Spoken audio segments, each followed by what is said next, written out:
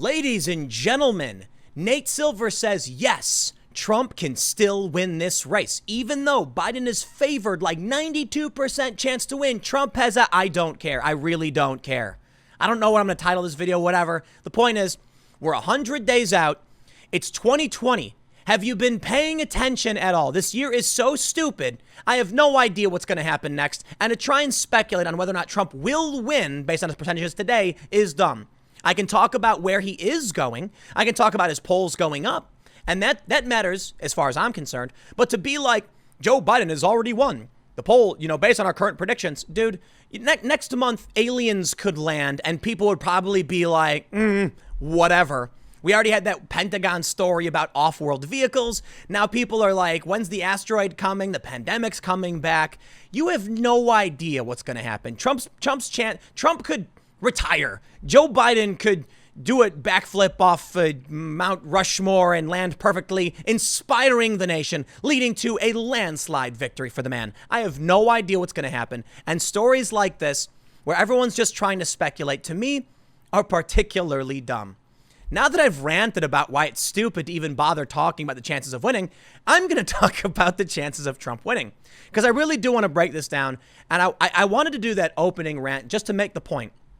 My lens of looking at how they're prescribing or how they're predicting what's going to happen is exactly this. They have no idea what they're talking about. They did the same thing in 2016. Hillary's going to win. Trump's got a 9% chance. Here we go again. Next month, you could have a wave of far left rioters storm, the Washington Monument or some church, and then public opinion swings. It's just so ridiculous to try and play this game. So let's read exactly what their point is trying to be. Dave Wasserman of the Cook Political Report made a similar point in a tweet this morning. One way to look at the polling is that Trump is getting spanked nationally right now, trailing consistently by 8 or 9 points. Another way to look at them is that he's had the political equivalent of 3 nuclear bombs dropped on him, COVID, the recession, and riots. And he's still within single digits of the lead. He doesn't need to erase Biden's lead in order to win either. Getting within 3 points or so of the popular vote could be enough for him to reprise 2016 and squeak through in the swing states again. You want to know why this is the stupidest thing ever? Look, I'm sorry, hot air. I'm not trying to rag on you. It's just the whole situation in general. We're not going to know who won on November 4th. They're going to be counting ballots, finding ballots. For what? A month after the fact? There's going to be lawsuit after lawsuit. Both sides are going to accuse each other of cheating. And then what happens? This, to me, is basically stamp collecting. You're not really focused on the greater big picture. And what I mean by it's stamp collecting is like it's a side hobby. It's like, well, I think based on the information we have today, that will happen. It's like you're ignoring so much of what's really happening in the world because you're just, you're going around collecting little bits here and there and you're having a good time. And no offense to stamp collectors. I'm not trying to say, disrespect your hobby. I'm just saying it's like, if you really want to understand what's happening in this country, you can't be just looking at polls. Not now. I mean, in 2016, that's what they were doing, and they were ignoring a lot of what was really going on in this country, notably the rise of the culture war and why political correctness played a huge role in this. And as I've already showed you in numerous videos, if 62% of Americans are saying they can't speak their opinions, why would they be going around telling journalists? Which may be why Rasmussen Reports is getting it right. For those that aren't familiar, Rasmussen has said Donald Trump's support among black voters, likely voters, is at 49%, his approval at 49%. You want to know why Rasmussen might be right? Because they seem to be biased in favor of the president. So I'll tell you this. If I got a phone call from ABC and the guy from ABC says, "Hi, I'm a journalist from ABC. Who are you voting for?" I'd be like, nope, hang up.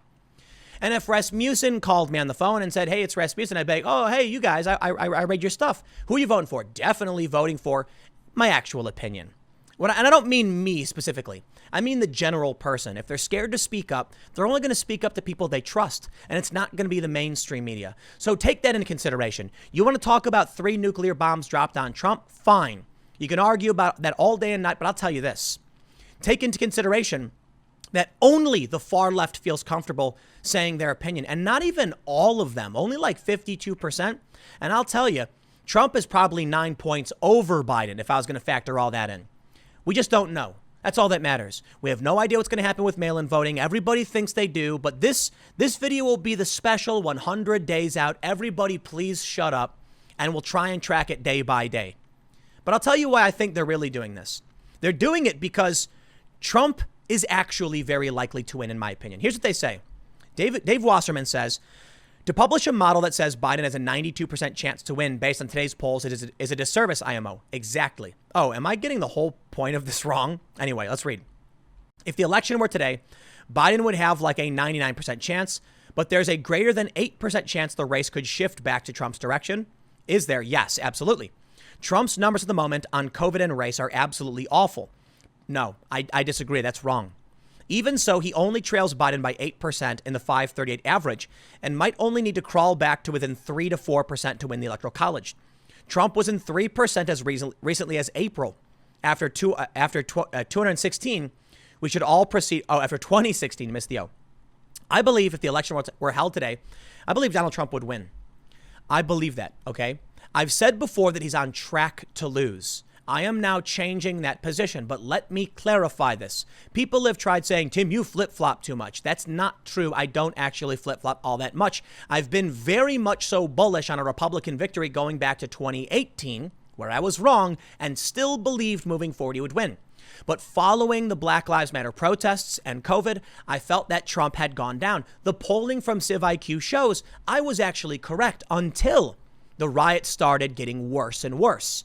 The track then started to improve for Trump, and I missed this initially. So I am now of the opinion that right now Trump is actually favored to win based on new information. You see how this works? I look at the latest information and say, here's what I think. We got new information. What I think changes. Based on the Cato poll, showing that most people are afraid to speak up. Based on the CivIQ polls and based on Rasmussen's polling, it does seem like Trump has reversed the trend and is now on track to actually win. What they're not considering, as they say, Trump would lose, 99% chance Biden would win. Today, they're ignoring the fact that even though they're giving this powerful polling to Biden by 9 points, most people probably aren't telling you the truth. That's the reality. And Cato shows us they could be wrong. Their polls could be wrong. But if it was even 50% that felt they couldn't speak, listen, if people can't speak in any capacity, your polling and view of reality is skewed based on only those who are speaking up. The silent majority could still be a minority and it would still give Trump the win. If 9% of people were scared to give their true opinion, that would mean the margin of error is like 9%. Looking at it from a grand cultural perspective, if 62% are not expressing themselves, then I would actually argue, I know I'm exaggerating, that the margin of error is in that 62%. Because you don't know what people are actually thinking. You don't know what the American people want or are afraid of if they can't tell you. So you want to talk about margin of error?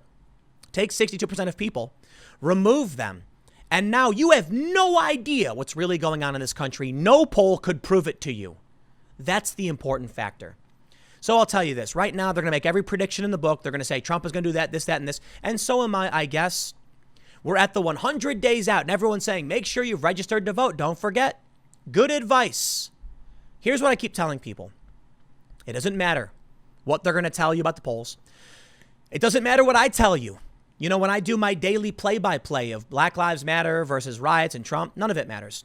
What matters in the end is that you go out on election day and you vote. It matters that when you get your mail-in ballot, you fill it out and you vote. And you know what, man? I'll tell you this. You might want to hand deliver that thing to the post office. They did a study, not a study, but they did this trial run on CBS and found 3% failure rate. So it doesn't matter. It doesn't matter because we won't get the results. It doesn't matter because there are 3 months now. And in this year, so much stupid insanity has happened. Why would anyone try to make a prediction based on what's happening today? Nate Silver says, I do not buy that Trump's fate is sealed. Duh. Actually, no. At this point, I think it's fair to say I think he would win. But in 3 months, like I said, Joe Biden might, run to Mount Rushmore and Trump's going to be like, Joe's got no energy. He can't do it. And then Joe Biden's like, look here. Here's the deal. And then he does like a triple perfect front flip, lands perfect, like superhero landing. Everyone goes like, wow, he must be super powerful. And they, just the most ridiculous nonsense is going to happen. Joe Biden could retire. Joe Biden could choose Hillary Clinton. Hillary Clinton could take over and the Democrats could disband. I don't know what's going to happen, man. So it's just, I'm going to keep this one short. I had to rant about it because I saw this article and I was just like, how many times every week are we going to get is Donald Trump going to win or lose? We have no idea what's going to happen. I'll tell you what, December 14th, when no one knows what's happening and the Supreme Court says we're done, the vote is over, and then both sides declare victory and then everyone's fighting in the streets, we're still not going to know who won. Maybe we will never know who won because it's it. I don't know. Whatever. I got another segment coming up for you in a few minutes. I'll see you shortly.